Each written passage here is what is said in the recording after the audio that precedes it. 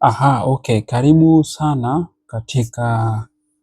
katika nakala zetu za video ambazo tunakuwa tunaelimisha na tunatoa elimu kuhusu changamoto mbalimbali za kiafya, na kama ilivyo desturi na kama ilivyo utaratibu wetu, tunakuwa tunaelekeza kuhusu mambo mbalimbali hususan ya kiafya, kwa hasa kwenye kipengele cha uzazi, na tunapenda kuzungumzia pande zote mbili. Tunazungumziaga siku zote upande wa mwanamke, tunazungumzia pia upande wa mwanaume.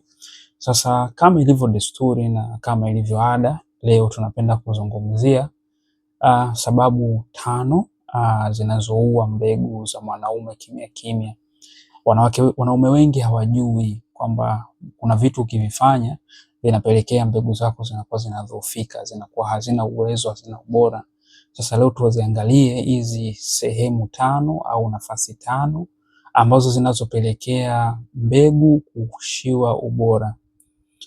Mbegu kuishiwa ubora au mbegu zinakuwa zinakufa kimya kimya, ni changamoto ambayo inawakumba watu wengi sana, wanawake, wanaume. Leo tunazungumzia wanaume kwamba kwa nini mbegu zinakuwa zinakufa au zinawahi kuto kufanya kazi vizuri au zinakuwa hazina ubora, kwa sababu gani au vitu gani vinavyosababisha. Sasa tukiangalia kitu cha kwanza katika joto kupanda kupita kiasi, yani joto kupita kiasi kwenye korodani, yani sehemu zile za siri za mwanaume. Kuna korodani zinakuwa ziko mbili, testis wanasema. Katika hizo sehemu mbili kunapatikana kwa joto kubwa sana, hali inapelekea mbegu zinakuwa zinashindwa katika kufanya ubora wake.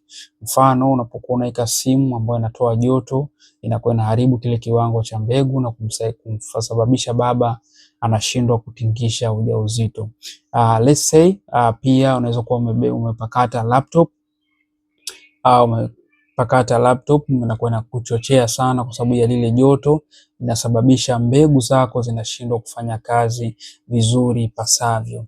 Sasa lakini pia hata kukaa kwa muda mrefu, kama umekaa sehemu moja, joto lile, suruali ulizovaa au majinsi umevaa wakati wa joto, unapelekea hali yako kwamba mbegu zinakuwa hazina katika ubora, mbegu zinakuwa zinakufa na kupelekea wewe kupata changamoto ya kushindwa kutingisha ujauzito vizuri.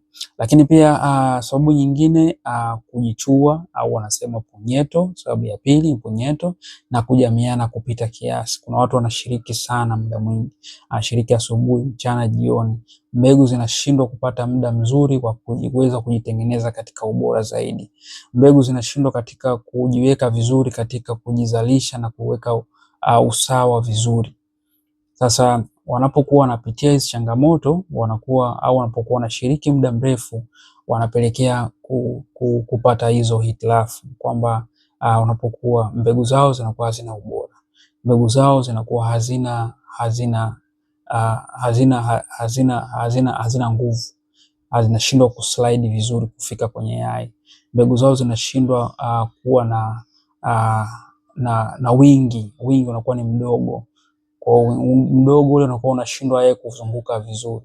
Lakini pia sababu ya tatu au kitu cha tatu ambacho tunachokizungumzia, tunazungumzia kuhusu stress na kukosa usingizi wa kutosha.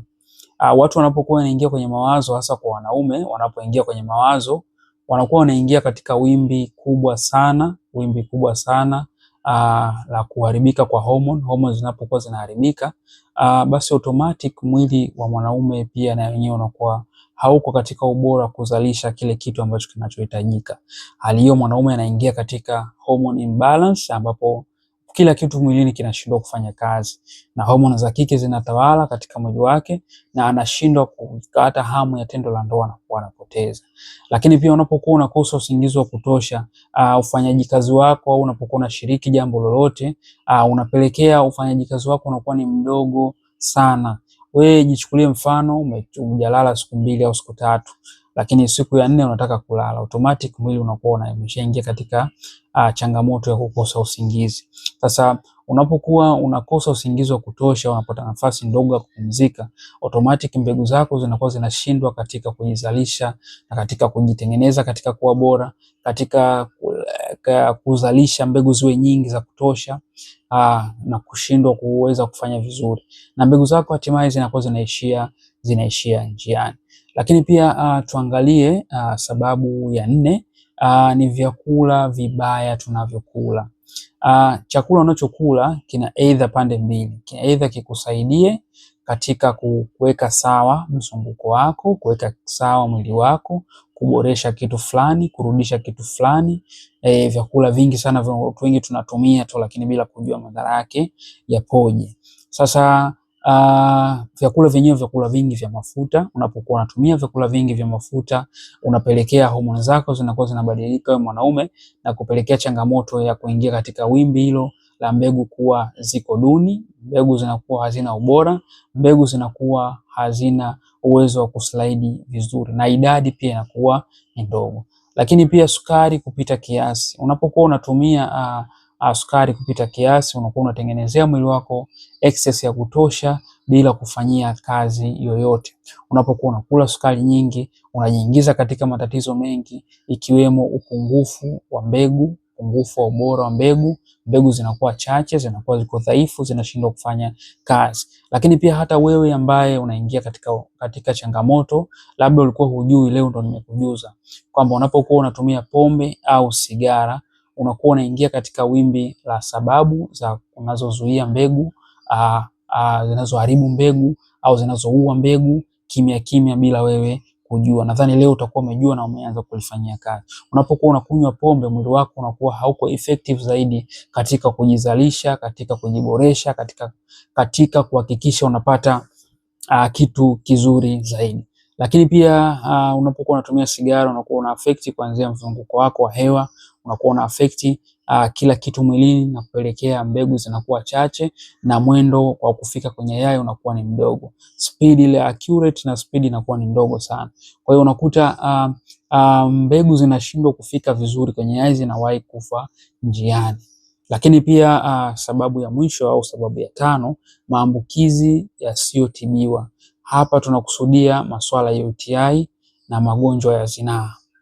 Mfano, hii ukiwa na magonjwa ya UTI na magonjwa ya zinaa, unaingia katika wimbi kubwa sana la mirija kuharibika, mirija kuziba, mirija ya urethra kupata changamoto, lakini pia kupungua kwa ubora wa mbegu zako, lakini pia unaingia kwenye nafasi ya kuwa mwanaume mgumba.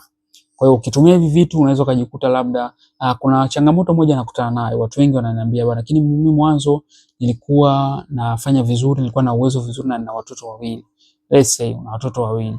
Sasa unapokuwa na watoto wawili, mfano ukiwa na watoto wawili, labda sema mimi nishapata watoto wawili, lakini sasa hivi nimeenda kupima, nimeambiwa kwamba mimi sina uwezo wa kuweza kutingisha ujauzito.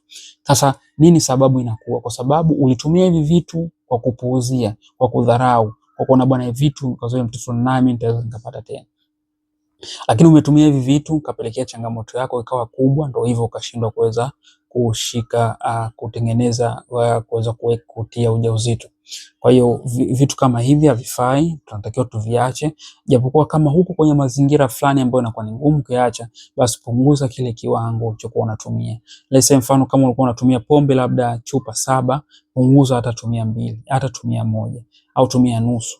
Hivyo kidogo kidogo mwisho utaacha. Kama sigara ulikuwa unatumia pakti, tumia mdogo mdogo, acha kupunguza kile kiwango. Hatimaye utajikuta umeshazoea. Vyakula vya mafuta sio vizuri sana kwa kila wakati.